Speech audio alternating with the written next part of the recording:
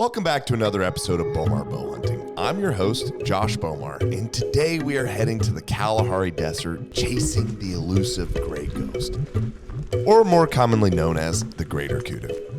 On day one of a 7-day hunt, we spotted two nice bulls and quickly put a stalk on them.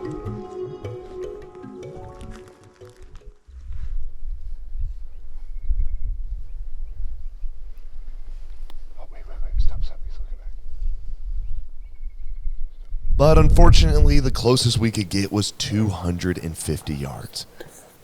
250. Out here in the desert, getting close was going to be challenging, to say the least. Well, we're chasing some big old kudus this morning, but they got away again. Well, let's just keep moving. But then on day two, we spotted a bedded down bull that was just over the horizon, and he was in a perfect position to stalk.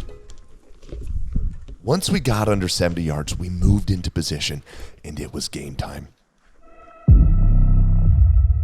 All he had to do was stand up, and it would be game over for this old bull.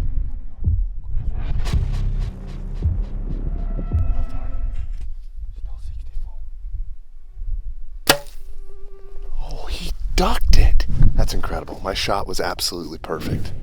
And I've never seen that on an animal that big. Be able to duck and move out of the way before the arrow even got to him. Well, I got a little overconfident there. It's funny, the more confident you get, the more God likes to humble you. So kids, lesson of the day, stay humble or get humbled. I mean, there's really nothing I could have done for that. I mean, he spun literally out of the way before it got to him. Just grateful we didn't wound him. Just a nice, easy, clean miss. So we're going to go back, try to find my arrow, and move along. Maybe the next one won't be as ninja-like. Okay, moving on. Day 3 and 4 was pretty uneventful. But then on day 5, we finally spotted an absolute monster bull for this area. And he was in a perfect position to stalk. So we quickly made our move and got into position. If any of you have ever hunted kudu with a bow, you probably did it over a watering hole or bait in a blind, which is exactly the way I've hunted them in the past. But this year, I wanted to spot and stalk the legendary gray ghost with a bow.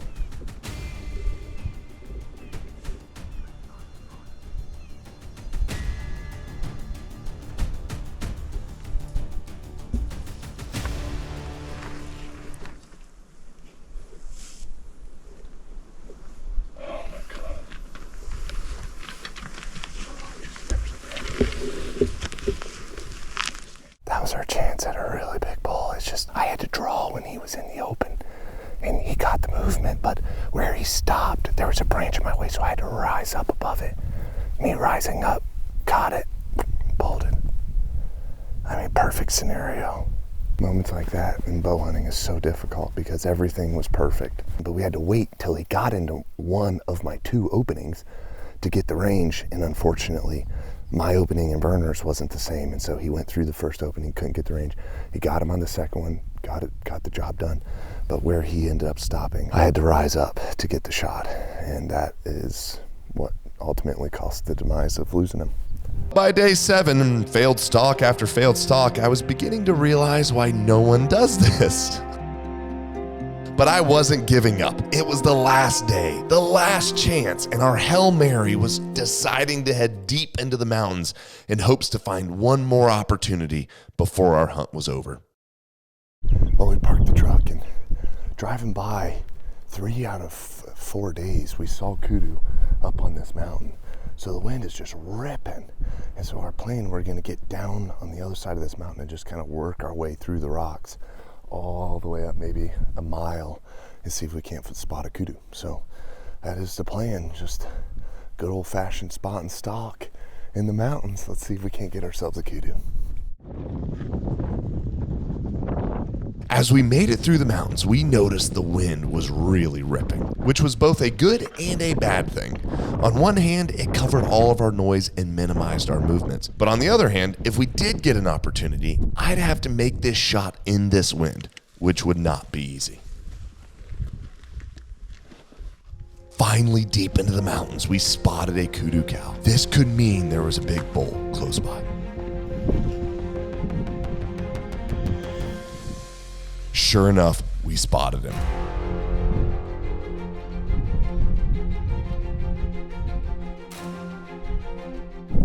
Our little plan worked. So he's about 89 right now, which is very much in my wheelhouse, but as you guys can see, it is ripping.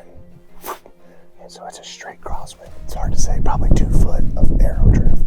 And that's if my bow holds still, because it's ripping 25 to 27. So I really don't want to shoot that far, but it is a big animal. Lungs are big, heart's big, everything's big. So if he's positioned in the right spot and I have some room for error, I'll take my shot.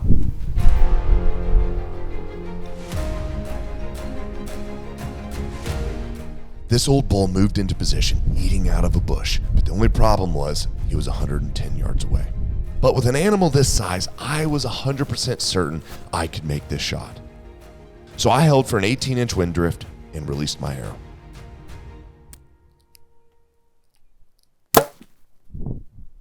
My arrow only drifted 10 inches, so I hit him in the back of the lungs. But the beast Broadhead zipped through him so fast he didn't even know he was hit. He only ran out to 127 yards and stopped, facing straight away from us, looking back.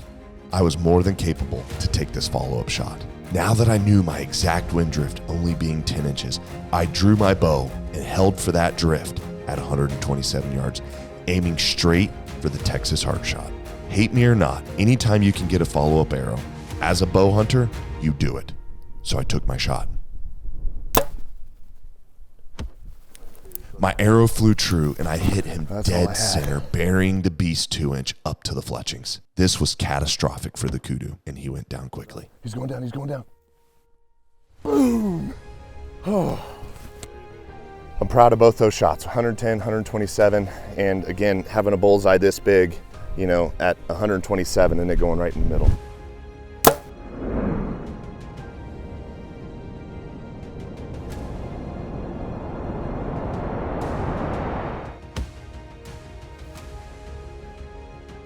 I'm proud of that. We got him. Kudu down last day. We only had till noon to hunt and it's 10:15. That beast did a number on that bull. I mean, let's follow this blood trail. I mean, it is just crazy. This is what having an extremely sharp broadhead will do. You know, with Lutz, we've made the sharpest mechanicals in the world. And quite frankly, they're probably the sharpest broadheads ever made in the world. And this hemorrhaging is what comes from really, really sharp blades. So we're gonna follow this blood trail. And we saw him go down, and he's down right there. So let's check this out. This is just crazy.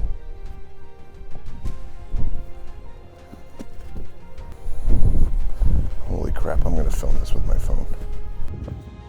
Oh, the beast hit a big one today, boys. Oh my God, look at this blood trail. Holy crap, 110 yards. Jeez, look at this. Oh my gosh. Holy crap. Holy crap. Oh, look at this. Oh my God. This is just freaking crazy. Oh, we got him.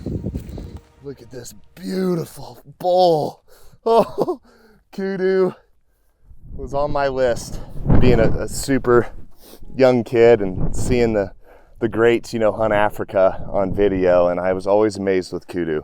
And so every time I come to Africa, I always try to hunt kudu. And we'll get him propped up here, but my God, what a beautiful animal. You know, he's not a high scoring one, but he's super old. And I mean, you love that. You can see the secondary growth coming in and just all the great characteristics that make him old. And he's just an amazing bull, you know, and having to shoot him at 110 yards, it's the best I had in that heavy crosswind. And, you know, I held back and it dropped right in and took out the back of his lungs. And then I gave him one more at 127 Texas heart shot. It went straight up through the center and went all the way up in him. And he went down almost immediately. So pretty incredible.